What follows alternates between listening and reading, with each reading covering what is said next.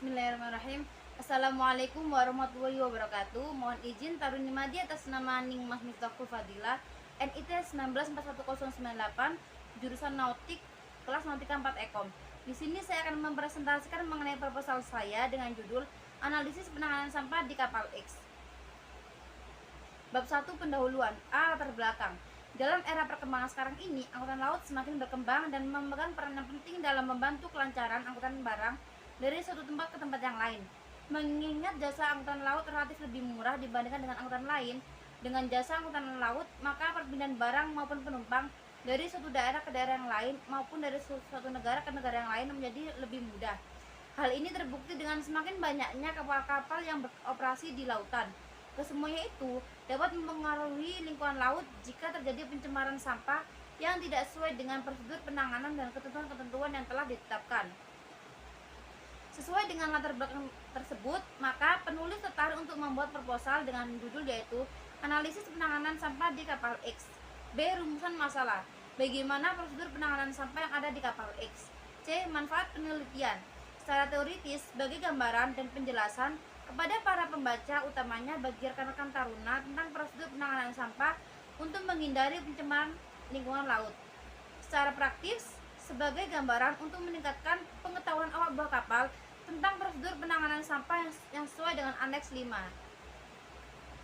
D. Tujuan penelitian untuk mengetahui prosedur penanganan sampah di atas kapal. E. Hipotesis.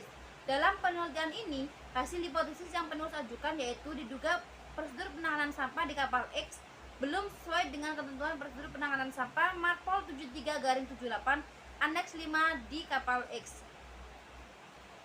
Bab 2 tinjauan pustaka. A. Definisi penanganan. Menurut Kamus Bahasa Indonesia KBBI, penanganan adalah tindakan atau suatu usaha yang dilakukan oleh perorangan maupun kelompok individu untuk menyelesaikan suatu masalah demi tercapainya suatu tujuan.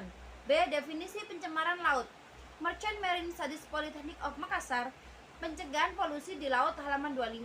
Pencemaran laut adalah masuknya atau dimasukkannya makhluk hidup, zat, energi, atau komponen lain ke dalam air atau oleh organisasi manusia sehingga kualitas air laut turun sampai ke titik tertentu yang menyebabkan air laut tidak berfungsi lagi sesuai dengan peruntukannya, sehingga menimbulkan kerugian terhadap kekayaan hayati dan bahaya terhadap manusia.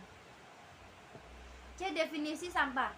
Marpol 73-78 Aneks 5 halaman 361, garbage atau sampah adalah semua jenis sisa makanan, bahan-bahan bangunan rumah tangga, tetapi tidak termasuk ikan segar dan bagian-bagiannya yang terjadi selama peroperasian normal kapal dan ada keharusan untuk disingkirkan dan dibersihkan secara terus-menerus atau secara berkala.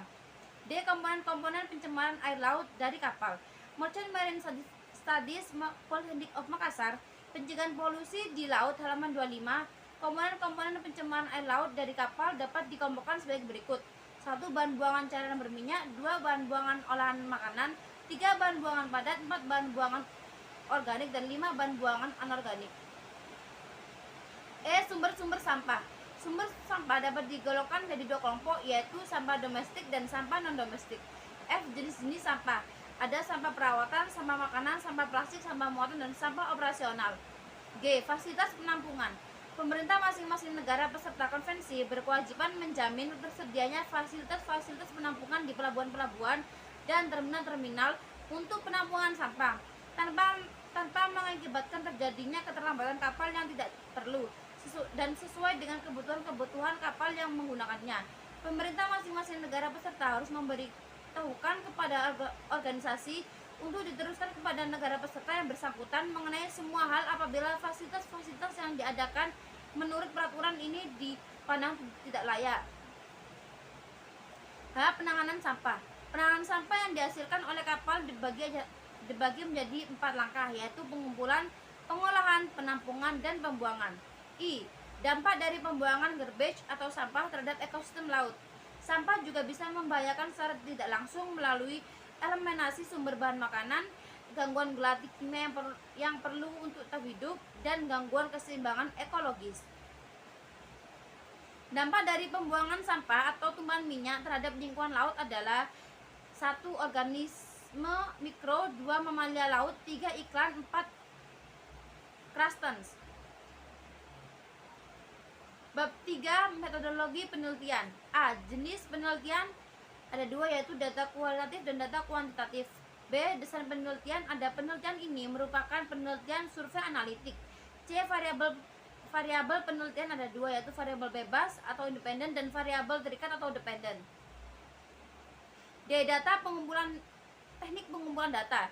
Metode wawancara, metode kuesioner, dan observasi. E. Teknik analisis data. Penyajian penulisan proposal ini menggunakan metode analisis deskriptif. Sekian dari saya, apabila ada salah atau kurangnya mohon maaf. Wassalamualaikum warahmatullahi wabarakatuh.